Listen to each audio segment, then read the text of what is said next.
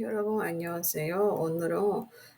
디니로 벌써 소리 스가동리네 이미의 스가동리 과차자고 심자베지 말에 벌써네 이미만 과차자시 말에 나고자동리 치비다 게사리 보노 비비다 게사리만 동나로 맘메메 과차자 안내게지 시바래 로리 과차네 소로 벌써 소리 스가동리야 자로 고가 조디 묘린 다래 이야리 태보노 မြန်ပြီးသွားတဲ့ကိစ္စတွေမြန်ဖြစ်လာတဲ့ကိစ္စတွေဒါတွေနဲ့ပတ်သက်ပြီးတော့အသင်းလိုပဲဖြစ်စီတခုခုပေါ့နော် content လို့ခေါ်တဲ့အသင်းစရာလေးတွေကိုထည့်ပြီးတော့ဖော်ပြတဲ့အခါမှာအသုံးပြုလေးရှိပါတယ်အဲ့တော့နမူနာအဖြစ် 벌써 ဆေးချီကပြောချင်တာ3နာရီထောင်ရှိပြီလားဆိုတဲ့အဓိပ္ပာယ်ပေါ့နော်ဒါဆိုလို့ရှိရင် 벌써 ဒီမြန်မာလိုဘာသာပြန်လိုက်ရင်တောင်းဆိုတဲ့အဓိပ္ပာယ်လေးဖြစ်သွားပါတယ်3နာရီတောင်ရှိပြီလားဘာကြောင့်အဲ့ဒီလိုပြောလိုက်တာတော့시간이 이렇게 빨리 갔다는 놀람이 포함돼 အချိန်ကအဲ့လောက်တော့မြန်ကြီးကုန်သွားတာလားဆိုတော့အံ့ဩမှုတွေကိုထည့်ထားခြင်းဖြစ်ပါတယ်အဲ့တော့ဘောဆောဘယ်နေရာတွေမှာသုံးလဲဆိုရင်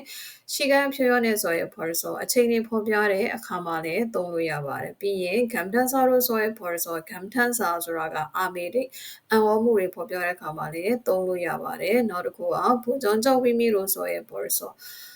부정적ဆိုတာကအငင်းနေပေါ့နော်အဲ့တော့ negative side တွေနဲ့အထိပ္ပယ်တွေနဲ့လည်းသုံးလို့ရပါတယ်နမူနာအဖြစ် 벌써 끝났어 ဒါဆိုရင်သူများကိုကလည်းပြီးတော့ပြီးပြီလားဆိုတော့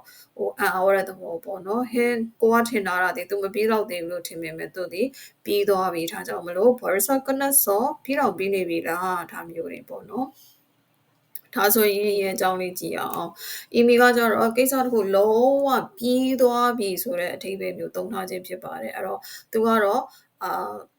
ခံစားချက်တွေအာမေရိတ်တွေတိတ်ပြီးတော့အသာမပေးထားဘူးပေါ့နော်။ email ရဲ့အဓိပ္ပာယ်ဒီပြီးနှင့်ပြီထမင်းစားပြီးသွားပြီထမင်းစားပြီးနှင့်နေပြီဆိုတဲ့သဘောမျိုးသုံးတာပါ။ email ကနဆိုရပြီးတော့ပြီးနေပြီပြီးနေတာဖြင့်ကြာလာပေါ်စသည်ဖြင့်မြန်မာလိုပြောရင်တော်တော်အချိန်ကြာနေပြီဆိုတဲ့အဓိပ္ပာယ်မျိုးပေါ့နော်လုံးဝ